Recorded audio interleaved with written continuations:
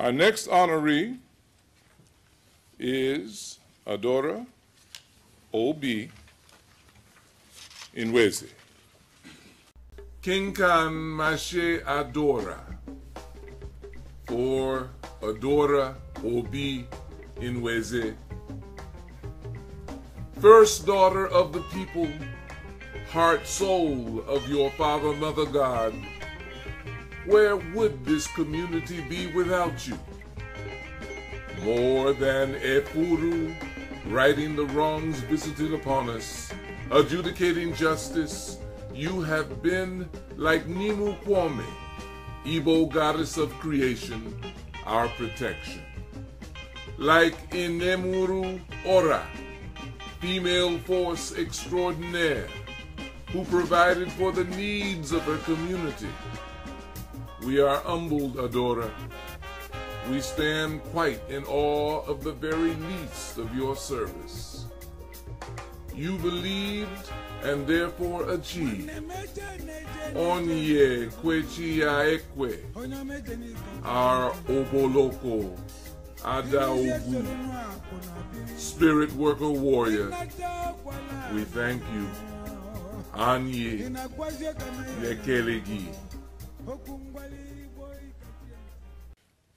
Adora O.B. Nwesi, the former Johnny Ray McMillan, received her bachelor's degree from Fayette University and a master's of education degree from the University of Miami.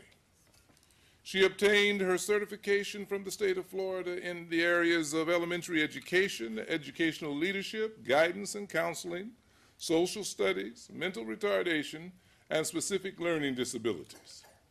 She has recently retired from the Miami-Dade County Public Schools after a successful career that took her from the classroom to a district and regional supervisor, director, to adjunct professor at several universities.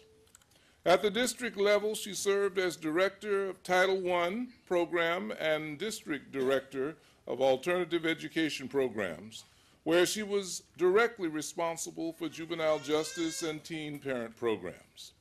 She is a Diamond Life subscribing member of the National Association for the Advancement of Colored People and is the current president of the Florida State Conference of the NAACP.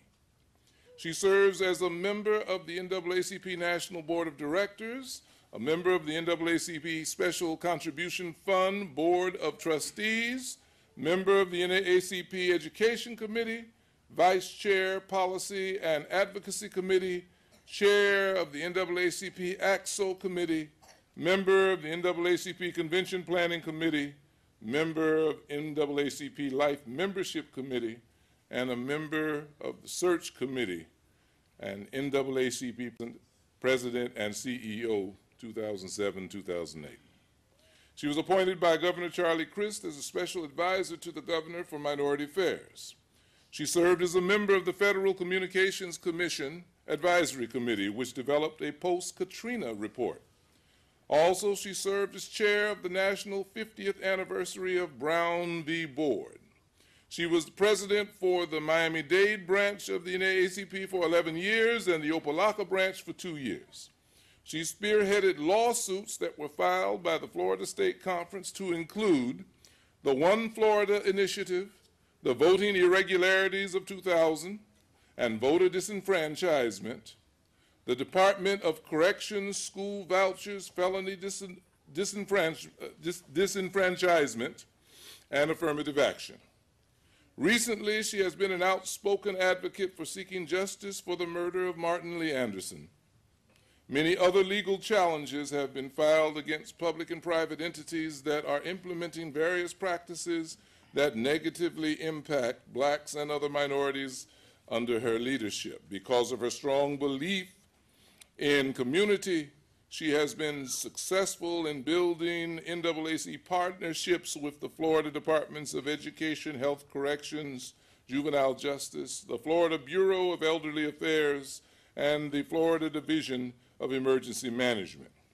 She has implemented strategies and activities with the Department of Health HIV/AIDS Division to bring about an awareness of the impact that HIV has on the black and minority communities throughout the state of Florida. Adora's community service is legendary. She is a much sought-after speaker for workshops and conferences at the local, state, and national levels.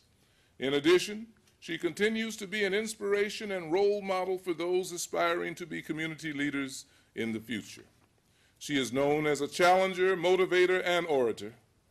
Through her demonstration as president of the Florida State Conference of NAACP, President Nwesi believes that we must proactively seek to eradicate voter apathy in our communities through the dutiful and diligent dissemination of information affecting every aspect of our community.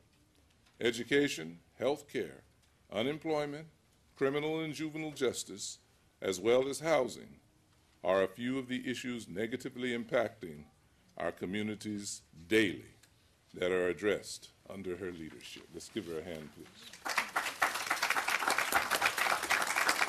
First of all, let me thank you, Professor McNair, for envisioning this opportunity for all of us.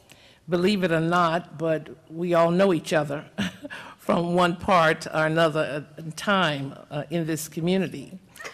I'm privileged to have with me my godson, Eric Battles. Stand up, Eric. I want everybody to see you. You know, that's the way they do. Did you hate that when somebody did that? That's right. He's grown now. He can sit there. That's right. So you forget so quickly.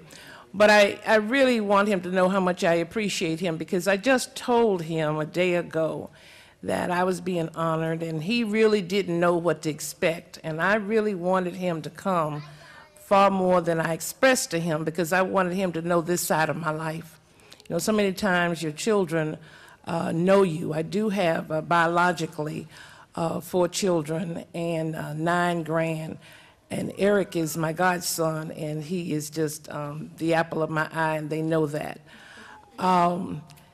I want to share with you very briefly a little bit about me as it relates to this time and this session today.